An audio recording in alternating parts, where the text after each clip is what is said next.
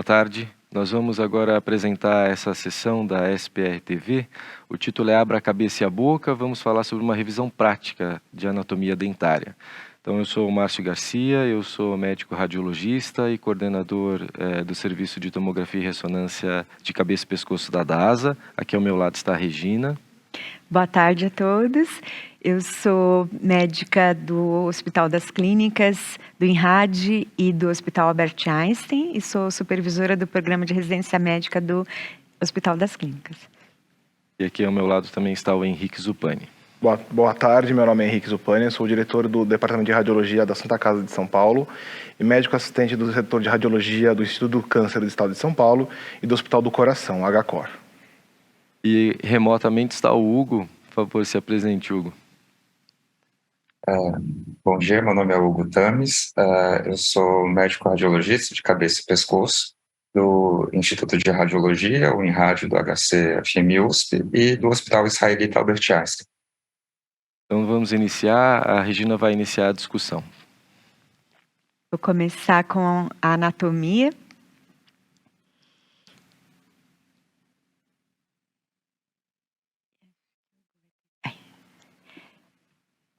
Não tenho nenhum conflito de interesse. Então, inicialmente, mostrar para vocês essa anatomia mais macroscópica, apenas para vocês observarem onde está, nessa parte mais anterior ali delineada, justamente onde fica o forame incisivo, que vai ser um reparo importante anatômico para nós. O próximo, por favor.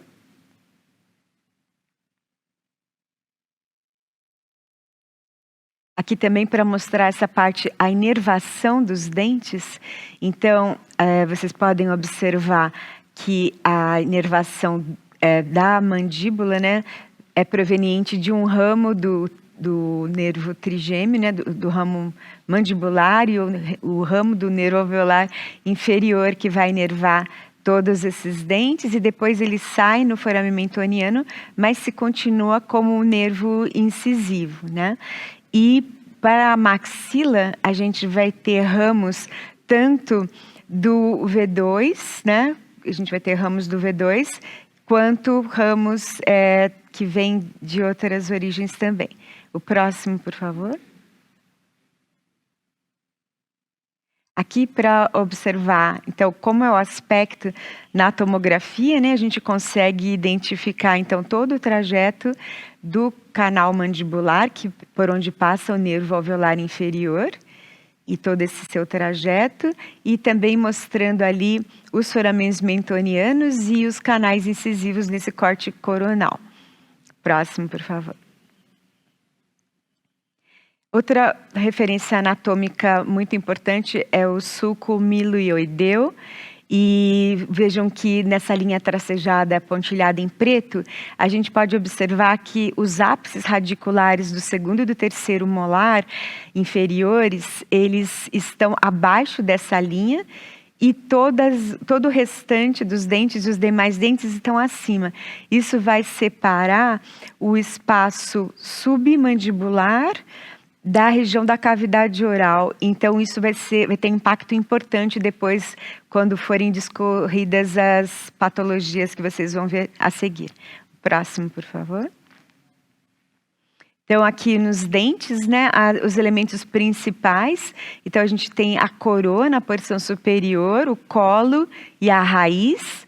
E depois temos as pequenas partes, então a parte mais superficial e superior é o esmalte, depois a gente tem a dentina, a câmara pulpar, o cemento na periferia, o canal radicular e o ligamento periodontal na porção mais superficial e o ápice radicular. O próximo, por favor. Aqui também, lembrando que nós temos no total 32 dentes no adulto, 16 em cada arcada, 8 em cada quadrante, e cada quadrante vai ter 2 incisivos, um central e um lateral, um canino, 2 pré-molares, o primeiro e o segundo, e 3 molares. O próximo, por favor. Aqui, então, também é importante que a gente saiba como é a morfologia desses dentes, para que a gente possa também conseguir identificá-los quando há alguma perda, quando há alguma variação. Então, os incisivos geralmente têm a coroa bem afilada Já os caninos, ela tem uma coroa mais robusta e pontiaguda. Depois os premolares são mais ovalados e os molares são uma coroa mais quadrada. E as raízes geralmente são unirradiculares, os incisivos, os caninos e os premolares. E os premolares podem ter 2 raízes, os molares também, e os molares podem ter 3 raízes também. E esse aspecto do canino, que é mais pontiagudo, também é bem característico. O próximo, por favor. Aqui só para mostrar, então, essa divisão em quadrantes. Então, a gente tem o primeiro quadrante, o segundo quadrante, o terceiro quadrante, o quarto quadrante, no sentido horário. E cada elemento de 1 a 8 em cada quadrante. Então, no primeiro quadrante, o primeiro elemento sendo o incisivo central, vai ser o 11º elemento, assim até o 18º, e da mesma forma nos demais quadrantes. O próximo, por favor. Aqui, então, só para relembrar isso, né, aqui na criança, os quadrantes vão ser o 5º, o 6º, o 7º e o 8º, nesse mesmo sentido. O próximo. O próximo, por favor. E aqui, lembrando, então, que a gente tem essa disposição, nós usamos o sistema internacional, mas existe outro sistema também de numeração. O próximo, por favor. E lembrar que nas crianças não são 8 elementos, são 5 elementos dentários, e a gente vai poder ter essa sobreposição entre eles. Então, as crianças têm incisivo central, lateral, canino, e o primeiro e o segundo molares. Próximo, por favor. Aqui também um outro conceito importante é o conceito do que é as porções mais anteriores são as mesiais e mediais, a porção distal é a porção mais posterior, a porção vestibular é a porção que dá para o espaço vestibular da cavidade oral, e na maxila a gente tem a porção palatina e na mandíbula a gente tem a porção lingual. Próximo, por favor.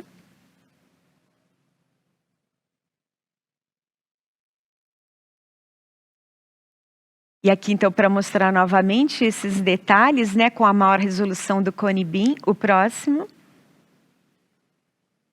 Aqui só mostrando, então, como último slide, as radiografias panorâmicas e dentárias. Então, só para mostrar a diferença entre o cone beam e o tomógrafo convencional. Então, pode passar o próximo, agora só mostrando rapidamente alguns exemplos. Então, a panorâmica, né, que vai ser observada também, é muito utilizada ainda no nosso meio, mostrando bem os elementos da maxila, da mandíbula e o canal do nervo alveolar inferior, o próximo, os côndilos também.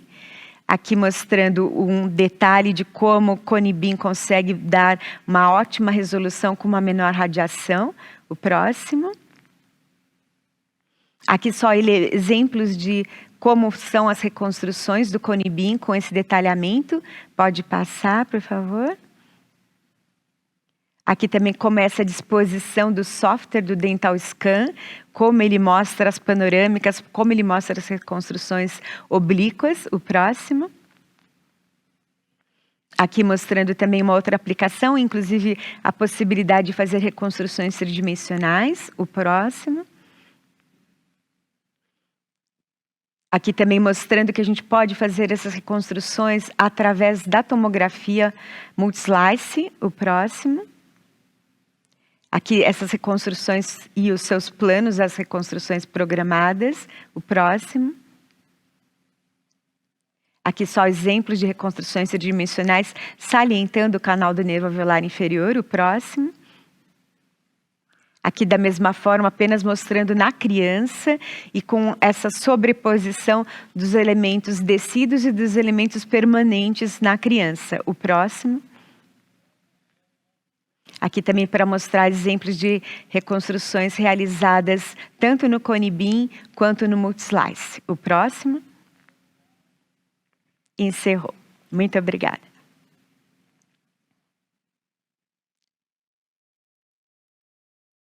Agora, Vou dar continuidade, agora falando sobre trauma dentário. Então, nós temos 3 tipos de trauma dentário: a fratura, a luxação e a avulsão. Os incisivos, eles são os elementos mais afetados pelo trauma, justamente pela sua posição, né? Eles estão mais anteriores, então geralmente em queda da própria altura, em que você tem a lesão da maxila e da mandíbula. Geralmente os incisivos, eles são os elementos que estão mais predispostos a serem afetados. Então, a fratura ela é a descontinuidade de qualquer componente dentário e é mais comum na dentição permanente. E você pode ter fratura apenas do esmalte, pegando o esmalte e a dentina. Pode ser uma fratura que pega desde a coroa e chega até a raiz, passando pela cavidade pulpar, por exemplo, que a gente vai ver que é algo bem importante de falar. Fratura apenas da raiz ou pegando também o processo alveolar. E quando isso ocorre, a gente vai chamar de uma fratura dentoalveolar. Esse primeiro caso que eu vou mostrar, já mostrando aqui que é uma fratura, a gente vê um espessamento e densificação bem importante das partes moles adjacentes. Então, o esperado é que venha essa informação para a gente na informação do prontuário, né, no paciente de pronto-socorro, mas a gente consegue também ver aqui na janela de partes moles e meio que guiar a nossa pesquisa. E quando a gente vê aqui a imagem desse paciente, dá a impressão de que não tem muita alteração quando a gente está olhando a coroa dos dentes, mas a gente vê aqui que o esmalte, ele preenche aqui completamente o dente, né? Ele reveste completamente esse elemento dentário, e aqui está faltando um pedacinho. Então, isso daqui parece ser uma coisa muito sutil, eventualmente ele pode ser até observado em caso de desgaste da coroa, mas nesse contexto aqui, a gente conseguia observar, fazendo a reconstrução 3D, que realmente estava faltando um pedacinho aqui desse elemento dentário. Então, isso daqui foi uma fratura do dente mesmo, e essa informação acabou já vindo no pedido, né? Então, a paciente teve um trauma, uma queda, e fraturou o dente. Então, ele queria saber se tinha outras fraturas associadas. Então, é sempre importante, às vezes elas podem parecer muito sutis na tomografia, mas na reconstrução 3D fica mais evidente que a gente consegue ver o dente com toda essa conformidade que realmente estava faltando um pedacinho. Outro caso também com espessamento das partes moles superficiais na região perioral. E esse outro caso é, na verdade, um caso de uma fratura, não mais apenas pegando o esmalte, mas aqui foi uma fratura que acabou pegando também o canal radicular. Então, essa região aqui, que a doutora Regina comentou, que é a cavidade pulpar e o canal radicular, é muito importante a gente relatar ela nos casos de trauma, porque caso ela seja lesada, isso daí tem um prognóstico muito ruim para a vitalidade do dente. Nesse caso aqui, era um dente decíduo, inclusive, então, muito provavelmente não ia ser feito nenhum tratamento adicional, porque esse dente ele ia ser esfoliado, ele ia ser perdido e teria o dente permanente, ele com o tempo vai ocupar o seu lugar. Mas é sempre importante a gente relatar, em casos de fratura, se houve acometimento ou da cavidade pulpar ou do canal radicular. Então, aqui numa reconstrução panorâmica da tomografia, a gente consegue ver essa descontinuidade. Então, lembrar de sempre prestar atenção na cavidade pulpar. Esse outro caso, a gente, bem semelhante, esse daqui é um corte espessado em MIP. Então, nós conseguimos ver que aqui em cima os elementos dentários, ou aqui embaixo os elementos dentários estão todos preservados, mas aqui faltando pedaços do dente, isso daqui foi informado que era fratura mesmo. Mas a gente tem que prestar atenção em outro achado. Aqui no corte axial, a gente consegue ver que houve fratura cometendo também o processo alveolar, até com luxação dos elementos dentários. Então, o elemento dentário ele saiu um pouco da sua cavidade alveolar. E aqui a gente já conseguia ver que tinha um traço de fratura cometendo o processo alveolar. Então, quando ocorre isso, aqui também conseguimos ver esse traço de fratura. Quando ocorre isso, a gente chama de uma fratura dentoalveolar. Então, agora falar um pouco sobre luxação.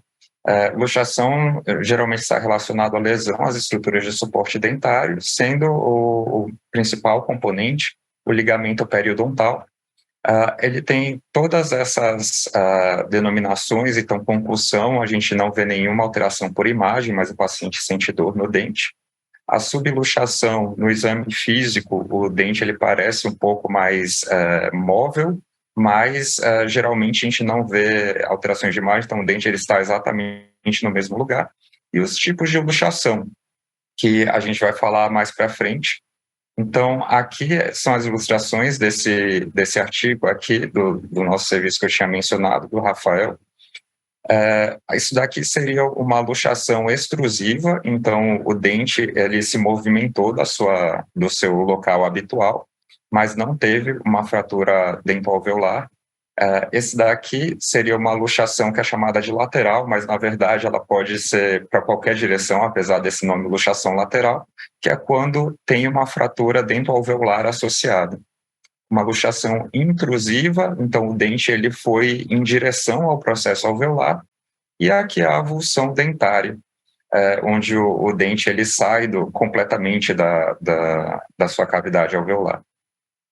Então, esse daqui é aquele mesmo caso da fratura do esmalte, mas aqui a gente via bem discreto um alargamento do ligamento periodontal nessa região aqui do processo alveolar, e quando a gente compara com outro elemento dentário, a gente vê que realmente tinha um tracinho de fratura aqui. Então, isso daqui era uma subluxação. O dente ele não saiu do lugar, mas houve alargamento do espaço periodontal. Geralmente, a gente não vê nem alteração na imagem, mas nesse caso tinha um discreto alargamento do ligamento periodontal. Esse outro caso, a gente já vê que teve uma fratura alveolar também, então é difícil de entender no axial o que está acontecendo, mas no sagital a gente consegue ver que houve uma luxação e o elemento dentário ele saiu da cavidade alveolar. E o 3D ele sempre ajuda bastante a entender o que está acontecendo, né? Então no 3D a gente vê aqui que realmente os elementos dentários eles foram para cima, então luxados da cavidade alveolar. Esse outro trauma aqui foi um trauma pegando o processo alveolar, a gente vê focos gasosos associados. E indo um pouco mais para cima, a gente vê que esse elemento dentário ele saiu completamente da sua cavidade alveolar. Apesar dele ter saído completamente, ele já está no vestíbulo oral. Quando a gente sobe mais um pouco, a gente vê que ele tinha um aparelho ortodôntico, então a coroa ainda estava no lugar, apesar de todos os elementos desse dente que deviam estar dentro do processo alveolar saíram. Junto com isso, ele tinha múltiplas outras fraturas de coroa, até com deslocamento desses fragmentos da coroa, e também a fratura aqui do processo alveolar se estendendo posteriormente. E eu trouxe esse caso para chamar a atenção que quando você tem um trauma direto no mento, às vezes por transmissão da força, você pode ter fratura unilateral ou bilateral, mas o característico é bilateral, dos côndilos mandibulares. Então, sempre lembrar desse processo de transmissão de força. O trauma é no mento e tem fratura das cabeças da mandíbula. Então, aqui no 3D, a gente vê que o elemento dentário saiu da cavidade alveolar, mas a coroa se manteve no lugar porque ela estava presa pelo aparelho ortodôntico.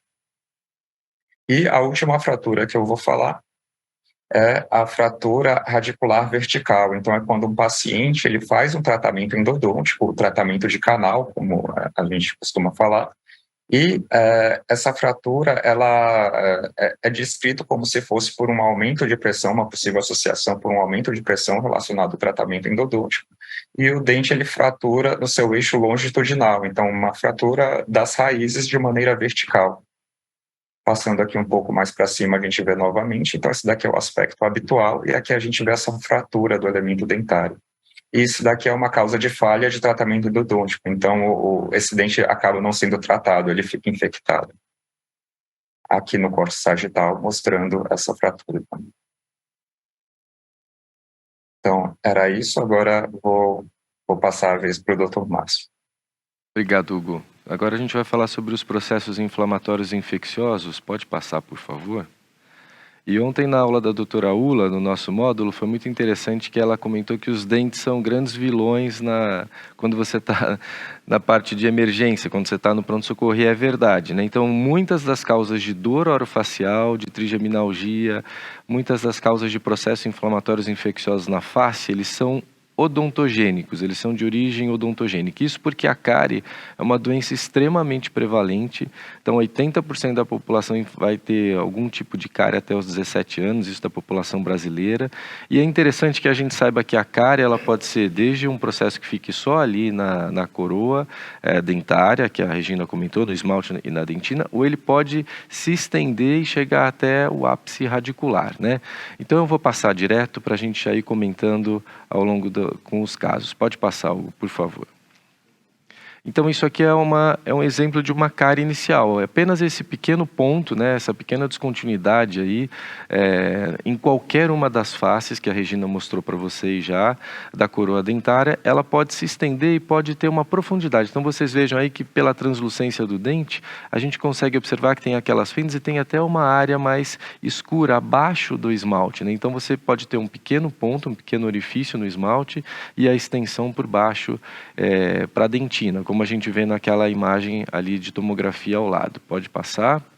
E pode ser uma cárie maior, pode ser uma cárie rampante como essa daqui, em que você tem uma destruição da coroa. Então vejam que tem uma cavidade e é o que a gente consegue enxergar ali na tomografia, era a face distal, a face posterior, como a Regina comentou, que é um lugar muito comum de difícil limpeza, você precisa limpar com o fio dental. Então muitas desses processos estão associados com má higiene oral. Pode passar, por favor. Pode passar. E aqui é para exemplificar, então, como o processo que começa lá na cárie, na coroa, ele pode se estender até o ápice. Então, você tem a infecção, que é o Streptococcus mutans, que faz esse início, né, que ele vai comendo ali o esmalte, depois ele atinge a dentina. Se ele se estender, ele chega na cavidade pulpar, e da cavidade pulpar ele passa pelos canais radiculares até o ápice. Eu vou aproveitar essa imagem para comentar que os dentes eles estão inseridos no osso alveolar, e em volta dos dentes a gente tem as cristas ósseas alveolares. Então essas projeções entre os dentes, essas projeções ósseas são as cristas ósseas alveolares.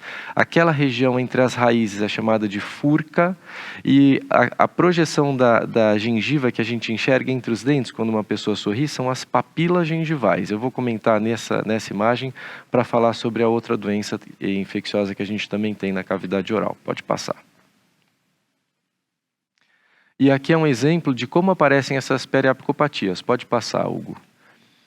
Mais uma. Então, as setas ali mostrando essas áreas, né, como se fossem áreas císticas, são chamados cistos perirradiculares, na radiografia panorâmica e na tomografia. Então, prestar atenção, vejam que esse é um elemento dentário que ele já tinha um tratamento, né, de coroa, uma restauração, mas que o processo tinha se estendido ali. E esse processo, pode passar, Hugo, esse processo ele pode ficar latente, ele pode ser um processo que ele fica indolente, como naquele caso ali, fica só um granuloma, ele pode se resolver, e se ele se resolver de uma maneira muito exuberante, ele pode... O próximo, por favor. Se ele se resolver de uma maneira muito exuberante, é isso daqui, é a displasia sementiforme. Você tem uma ossificação em volta dos granulomas do processo inflamatório que você tinha ali. Então, um depósito de cálcio por ativação de osteoblastos, né? Ou então, pode passar, por favor. Ou então, esse processo ele pode ir se estendendo. Então, aqui é um abscesso perirradicular, que você vê que ele já rompeu a cortical vestibular. A cortical de fora ali, que dá para o vestíbulo oral, ele já está rompido. Pode passar. E esse processo ele pode acabar se estendendo e virando isto aqui. Isso aqui era um abscesso dentário, então na ultrassonografia a gente observa que tem uma coleção com as paredes ali bem definidas. Essa coleção ela estava junto da face lingual da mandíbula. A gente observa todo o processo inflamatório no assoalho da boca e também ali no músculo platismo. Então tem todo um processo inflamatório. Pode passar. Esse processo inflamatório, muitas vezes, quando chega nessa fase em que você tem um abscesso ali superiostial, como a gente está vendo na mandíbula, e um abscesso que vai se projetando para dentro do assoalho bucal, em algumas vezes o paciente ele chega com uma fistulização cutânea, então ele não procurou um serviço, muito comum em serviço público, o paciente que não tem atendimento odontológico, esse abscesso ele tende a achar um trajeto fistuloso pela pele, e aí você tem o trajeto, a fistulização, ou então vai ter que ter uma abordagem cirúrgica. E essa abordagem cirúrgica é muito importante que a gente descreva a localização, como a Regina já comentou, da inserção do milioide. Se ele está acima do milioide, provavelmente a intervenção vai ser por via oral. Então, é uma via sublingual, né? O cirurgião vai acessar por dentro da boca. Agora, se você tiver já uma extensão além do milioide, para baixo do milioide, para baixo do platismo, então você pode ter um acesso cutâneo, um acesso superficial, né? Pode passar. E aqui era a origem. Então, aquela imagem ali, obrigado, Hugo. Aquela imagem era então, a lesão periapical que rompeu e acabou dando todo esse processo infeccioso inflamatório na cavidade oral. Pode passar. Aqui é para comentar da outra doença. Então, você pode ter a cárie, que acomete o dente, ou você pode ter a doença periodontal. Por isso que eu comentei das cristas ósseas alveolares, das papilas gengivais. A gente tem o ligamento periodontal, que é o que sustenta o dente às cristas ósseas alveolares. E quando você começa a ter um processo infeccioso, então, essa primeira imagem aqui dessa boca, ela mostra os dentes, você vai ver que tem umas imagens amareladas ali. Aquilo são as placas bacterianas que vão principalmente no colo ali, na transição da coroa para o colo, e esse monte de bactérias que eles estão ali formando essas placas, um biofilme, eles vão gerar uma gengivite. Então, isso que a gente vê, essa gengiva vermelha, que perde aquele padrão de casca de laranja habitual, esse padrão bem avermelhado, isso é uma gengivite. E, cronicamente vai acontecer o quê? Você vai tendo um processo inflamatório que vai reabsorvendo o osso alveolar, esse dente ele vai ficando flutuante, mole, vai havendo um espaço, então na região da furca, você vai tendo bolsas de pus em volta e entre as raízes dentárias, e aí é o que a gente observa do outro lado. Então, essas calcificações, essas placas já são os cálculos dentários, que a gente consegue ver na tomografia. Observem aquele incisivo inferior do lado esquerdo que já teve uma perda óssea, uma retração gengival. Então, ali é o início, é uma doença periodontal no início, uma gengivite, ali uma doença periodontal, isso, obrigado, mais acentuada. Pode passar? Então, aqui é só para exemplificar como é que a gente enxerga. Então, a perda ali entre os molares e o pré-molar, a perda do osso alveolar. Vejam aqui naquela reconstrução 3D, você vê o osso alveolar em volta dos incisivos, e naquela outra imagem lateral, a gente já perdeu o osso em volta dos molares, que é o que a gente enxerga aqui, dos dois lados, né? Então, essas áreas hipoatenuantes de partes moles, que isso é processo inflamatório, é pus em volta desse dente, e essas projeções, essas irregularidades, se você puder mostrar algo, por favor, com o mouse, essas irregularidades aí na coroa dentária, nas raízes, nessas duas imagens de baixo ali ficam melhores, no coronal, nas reconstruções. São os cálculos dentários aí. Isso, essas imagens são cálculos dentários. Então, o dentista ele vai ter que entrar e vai ter que raspar e fazer toda uma limpeza, e às vezes a extração dentária também. Pode passar. Aqui é um processo infeccioso da gengiva, então mostrando que além dos dentes você pode ter um processo infeccioso gengival. Pode passar, por favor. E eu vou falar um pouco sobre as complicações. Então, uma das complicações que a gente tem, que é muito comum, é a sinusopatia odontogênica. Se essa lesão ela estiver na maxila e ela romper o assoalho, romper o teto do alvéolo dentário, o assoalho do seio maxilar, o processo vai se estender e você vai ter, então, uma sinusopatia crônica de causa odontogênica, como a gente vê aqui. Pode passar. Uma outra, pode passar também, esse aqui é um abscesso muito parecido com aquele lá, só que vejam que maior quantidade, então começou a formar lojas, vejam que você tem líquido e também tem gás, muitas vezes apesar de estar na cavidade oral, esse processo ele se estende, é ocasionado por bactérias anaeróbias, e aí é preciso que você descreva essas lojas, descreva a extensão para que o cirurgião bucomaxilo possa drenar esses conteúdos. Então vejam que é uma infecção no assoalho bucal, pode passar. E se esse abscesso, esse processo, ele se estender, pode passar mais uma, por favor, Hugo. Acho que mais uma também, para a gente ganhar tempo aqui. Se esse abscesso ele se estender para os espaços submandibulares, a gente pode ter angina de Ludwig. E por que chama angina? Porque é um processo infeccioso inflamatório com grandes coleções, como a gente vê nesse caso aqui debaixo da ressonância, que ele tem um efeito expansivo.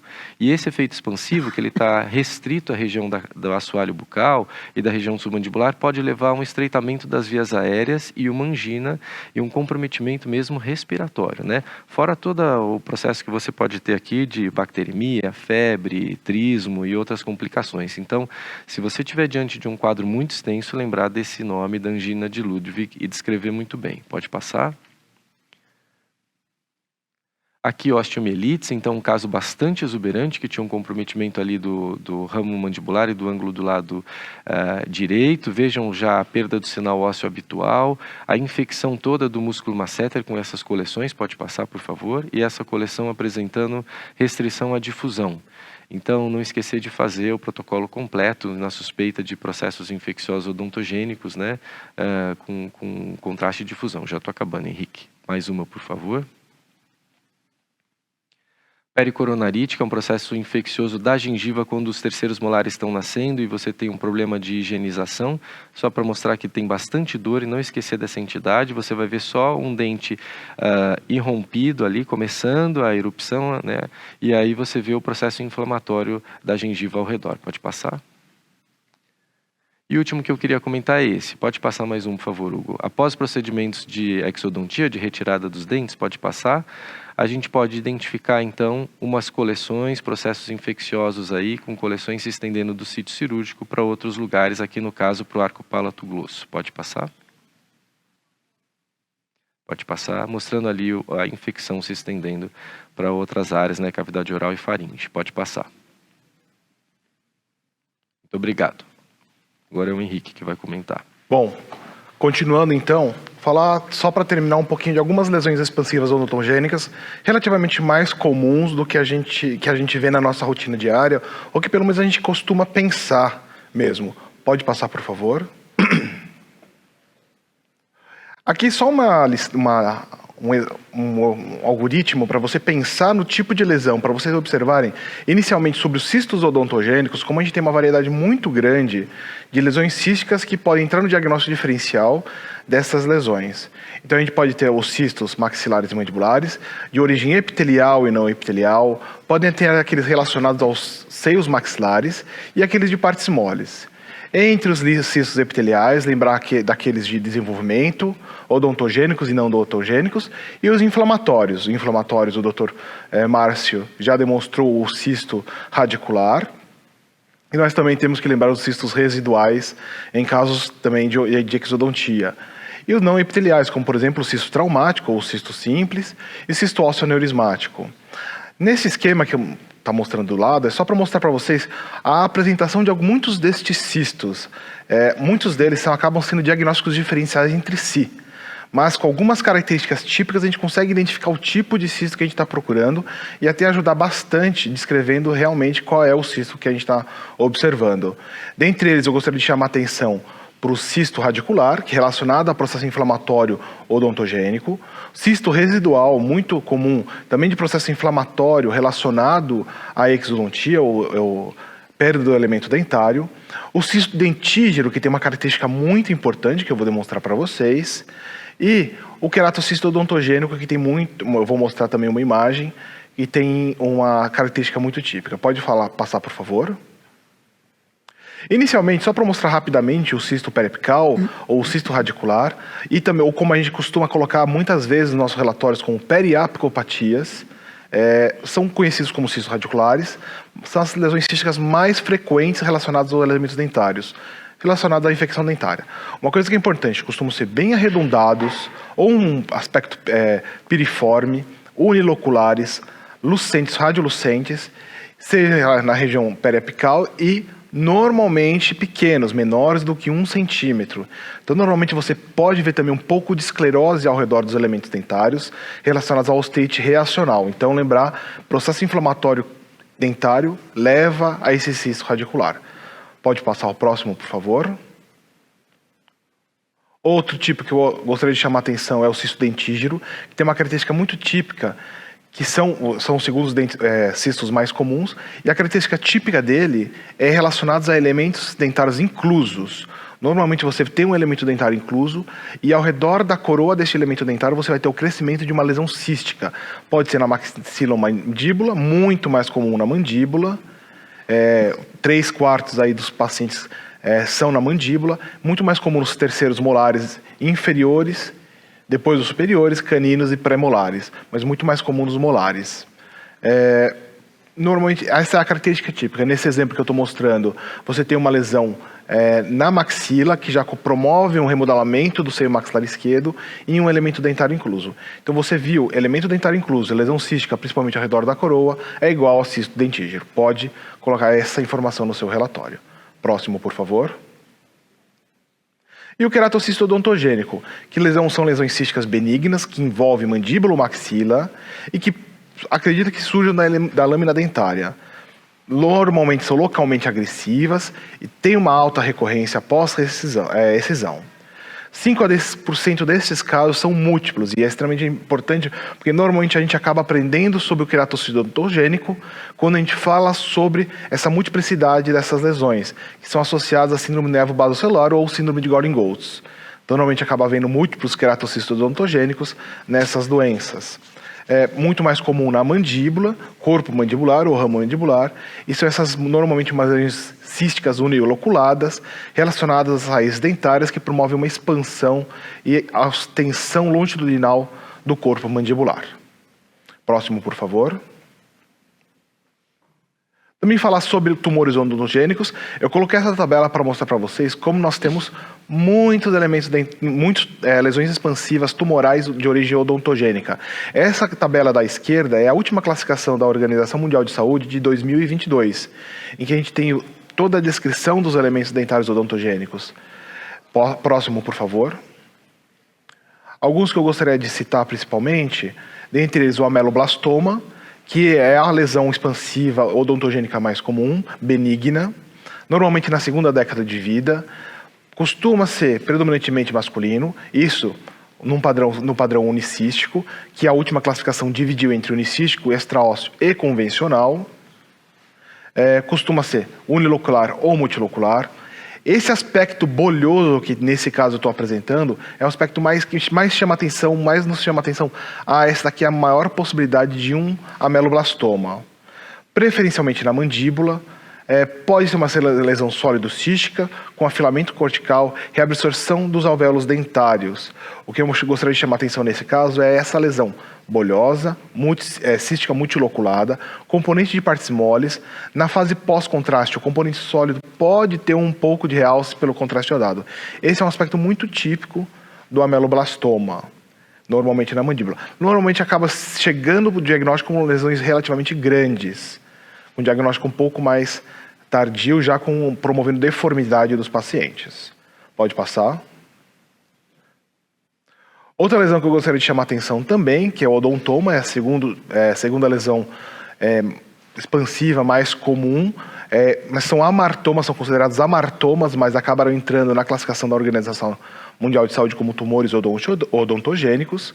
Eles podem ser divididos em complexo e composto. O complexo, ele apresenta-se como lesões calcificadas e irregulares.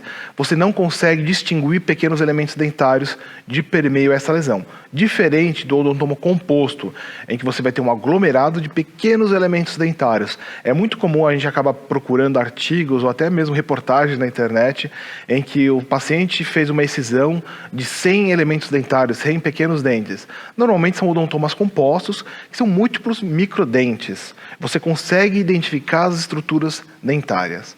É muito mais comum na mandíbula, pode também apresentar na maxila. Esse primeiro caso, que está na seta, você consegue ver múltiplos pequenos elementos dentários de permeio na radiografia panorâmica e na tomografia computadorizada. E nesse segundo caso, uma lesão amorfa, radiodensa, com um pouco de radiolucente, afastando os elementos dentários, era um odontoma complexo. Próximo, por favor.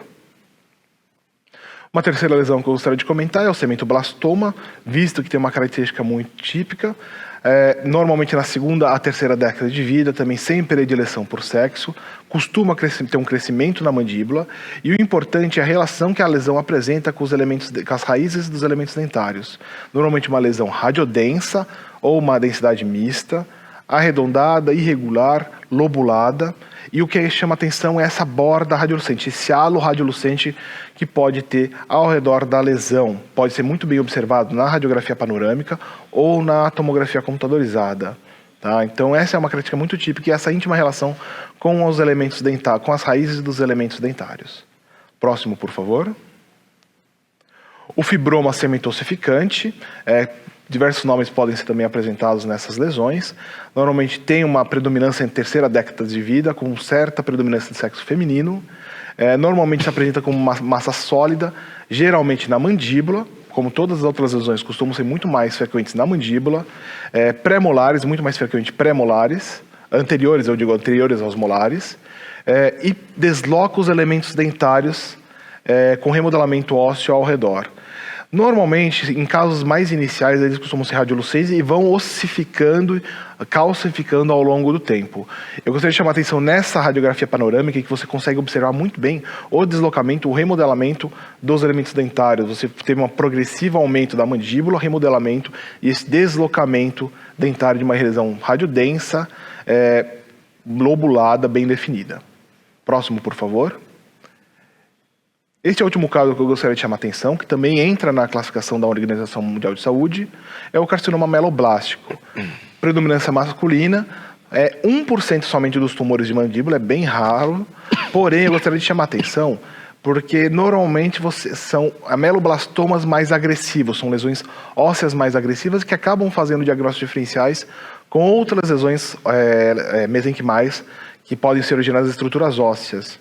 Mas normalmente pode ser de um ameloblastoma, o paciente já tinha história de um ameloblastoma ou um pós-operatório de um ameloblastoma e que evoluiu com uma lesão agressiva no leito cirúrgico. Então é legal, é interessante você lembrar dessa história. Próximo, por favor. Acho que nós finalizamos aqui a apresentação. Eu acho que a gente passou rápido, né? Mas pelo menos a gente conseguiu ter uma abordagem meio que completa aí de tudo, e depois a gente sugere que vocês entrem nos artigos e revejam a apresentação, para que vocês consigam depois pegar os detalhes dos casos que a gente colocou. A gente agradece muito a atenção de vocês e uma ótima jornada. Muito obrigado, uma boa tarde a todos. Boa tarde a todos, foi um prazer. Boa tarde.